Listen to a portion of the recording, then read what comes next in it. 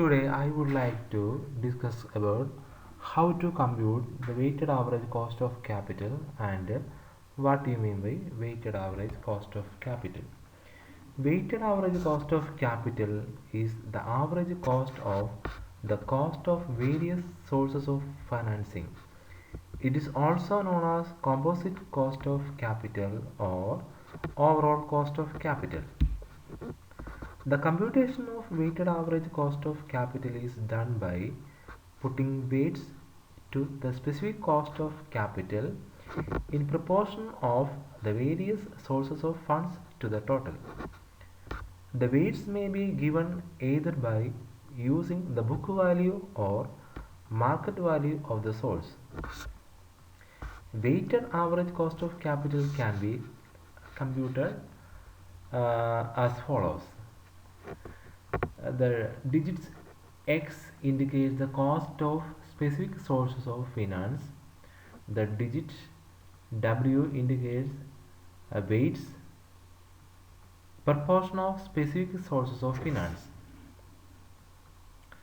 The computation of overall cost of capital involves the following steps.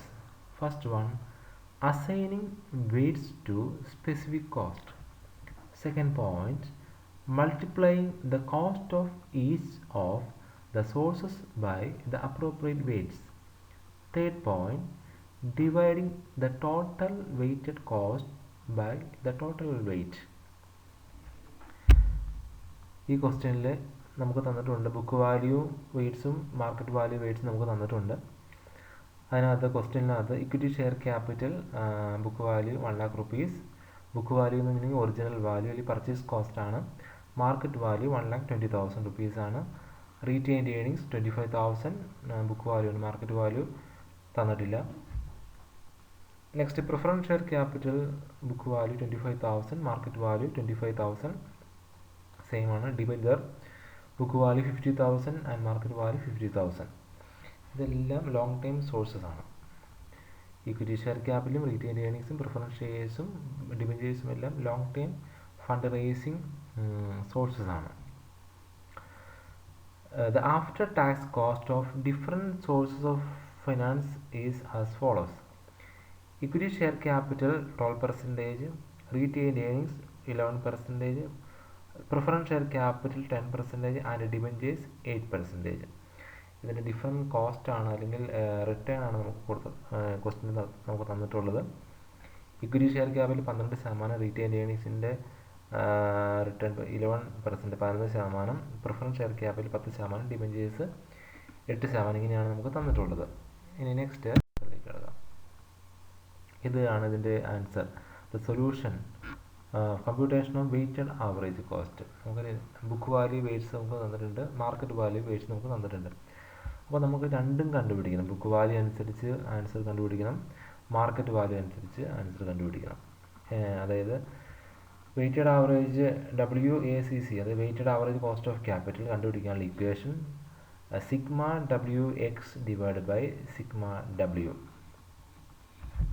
Sigma WX divide by sigma W അതാണ്. അതായത് dividing the total weighted cost by the total weight. നമുക്ക് ആൻസറിലേക്ക് നോക്കാം.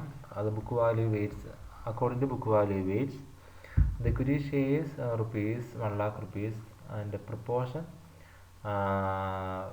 0.50 ആണ്. ഈ proportion എങ്ങനെയാണ് കണ്ടുപിടിക്കുന്നത് നമുക്ക് നോക്കാം.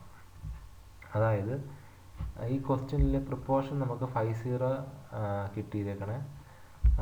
ഈ പ്രൊപ്പോർഷൻ കണ്ടുപിടിക്കാനായിട്ട് അല്ലെങ്കിൽ അതിൻ്റെ നമുക്കതിൻ്റെ വെയിറ്റ് കണ്ടുപിടിക്കാനായിട്ട് ഇവിടെ എമൗണ്ട് നമുക്ക് ടോട്ടൽ ക്യാപിറ്റൽ എന്ന് പറയുന്നത് ഇതിനകത്ത് 1 lakh പ്ലസ് 25,000 പ്ലസ് 25,000 പ്ലസ് 50,000, അതായത് 2 lakh rupees ആണ് ഇതിൻ്റെ ടോട്ടൽ ക്യാപിറ്റൽ.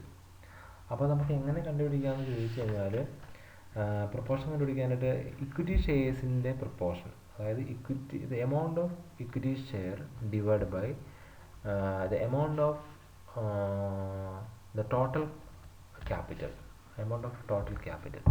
അതായത് ടോട്ടൽ ക്യാപിറ്റൽ എന്ന് പറയുന്നത് ഇവിടെ 2 lakh ആണ്. അതായത് 1 lakh plus 25,000 plus 25,000 plus 50,000 is equal to 2 lakh വരും. അപ്പോൾ ഇക്വിറ്റി ഷെയർസിൻ്റെ പ്രപ്പോർഷൻ അല്ലെങ്കിൽ വെയിറ്റ് കണ്ടുപിടിക്കാനായിട്ട് ഇങ്ങനെയാണ് 1 lakh ഡിവൈഡഡ് ബൈ 2 lakh ആണ് അതിനകത്ത് നമുക്ക് 0.50 കിട്ടും. ഇനി 0.125 കിട്ടാനായിട്ട്, അതായത് ഇപ്പോൾ നമ്മളിപ്പോൾ കണ്ടുപിടിച്ച പോലെ തന്നെ റീറ്റെയിൻഡ് ഏർണിങ്സിൻ്റെ എമൗണ്ട് 25,000. അപ്പോൾ 25,000 divide by total amount 2 lakh ആണ്.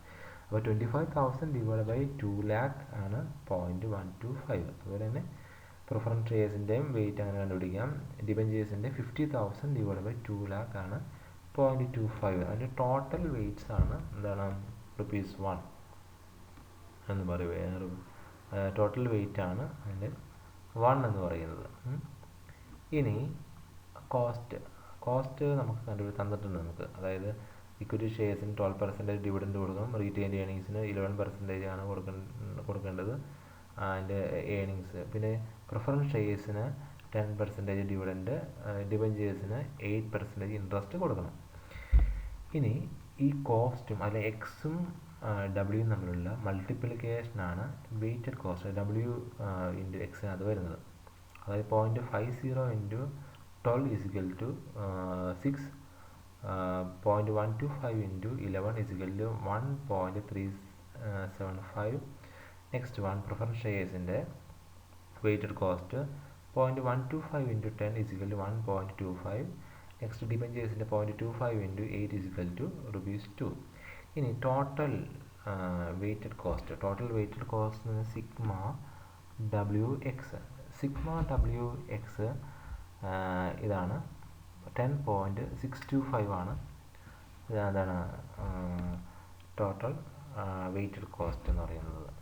അല്ലെങ്കിൽ സിഗ്മ ഡബ്ല്യു എക്സ് ആണ് 10.625. ടോട്ടൽ വെയ്റ്റ് നമുക്ക് 1 ആണ്. അപ്പോൾ 10.625 ഡിവൈഡഡ് ബൈ 1 ഈസിക്കൽ ടു 10.625. ഇനി അതിൻ്റെ മാർക്കറ്റ് വാല്യൂ അനുസരിച്ച് നമുക്കത് നോക്കാം. അതിൻ്റെ sources equity shares, preference shares, debentures. Equity shares ₹1,20,000, preference shares 25,000, debentures 50,000. ഇവിടെ നമുക്ക് റീറ്റെയിൻ ഏർണിങ്സ് നമുക്ക് തന്നിട്ടില്ല. മാർക്കറ്റ് വാല്യൂ അനുസരിച്ച് നമുക്ക് റീറ്റെയിൻ ഏർണിങ്സ് നമുക്ക് തന്നിട്ടില്ല. അപ്പോൾ ഇനി ഇതിൻ്റെ ഇക്വിറ്റി ഷെയർസിൻ്റെ പ്രപ്പോർഷൻ 0.615 ആണ്. അതെങ്ങനെ കിട്ടിയെന്ന് ചോദിച്ചു കഴിഞ്ഞാൽ എങ്ങനെയാണ്? How to calculate the proportion of equity shares? The amount of equity shares rupees 1,20,000. The total amount of capital rupees എത്രയാണ്? 1,20,000 പ്ലസ് 50,000 പ്ലസ് 25,000. അതായത് 1,20,000 പ്ലസ് 50,000 ഇസിക്കൽ ടു എത്രയാണ്? 1,70,000 പ്ലസ് 25,000 1,95,000 അല്ലേ? അപ്പോൾ 1,95,000 രൂപയാണ് ടോട്ടൽ ക്യാപിറ്റൽ എന്ന് പറയുന്നത് അല്ലേ? അപ്പം എങ്ങനെയാണ് ഇക്വിറ്റി ഷെയർസിൻ്റെ പ്രപ്പോർഷൻ കണ്ടത്? അപ്പോൾ 1,20,000 ഡിവൈഡ് ബൈ 1,95,000 ഇസിക്കൽ ടു 0.615.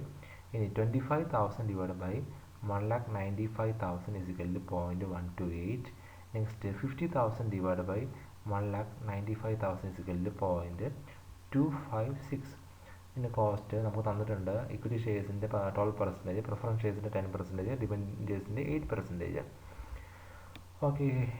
ഇനി വെയ്റ്റഡ് കോസ്റ്റ് ഉണ്ടെങ്കിൽ അതായത് ദ പ്രപ്പോർഷൻ ഇൻറ്റു കോസ്റ്റ്.